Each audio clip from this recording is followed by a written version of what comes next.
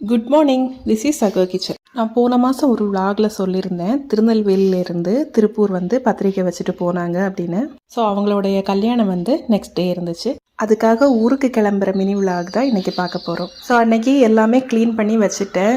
Kitchen டாப்பெல்லாம் clean பண்ணி வீடெல்லாம் தொடச்சி துணியெல்லாம் துவைச்செல்லாம் போட்டுட்டேன். அப்போ தான் நம்ம ஊர்லேருந்து வரும்போது ஒர்க் டென்ஷன் இல்லாமல் நம்ம வேலையை பார்க்கலாம். பசங்களுக்கு ஸ்கூலெல்லாம் இருக்கும். ஸோ அதனால் நம்ம லஞ்ச் ப்ரிப்பேர் பண்ணுறதுக்கு தான் கரெக்டாக இருக்கும் எனக்கு நேரம். அதனால் நான் என் கஷ்டம் பார்க்காம இதெல்லாமே செஞ்சு வச்சுட்டேன். ஊருக்கு போக எஸ்சிடிசி பஸ்ஸில் தான் நான் புக் பண்ணியிருந்தேன். நைட்டு 9:30 மணிக்கு இங்கேருந்து ஸ்டார்ட் ஆகும். அப்போ ஹஸ்பண்ட் சொன்னார், நான் பஸ் ஸ்டாண்டுக்கே நேராக வந்துடுறேன் அப்படின்னு.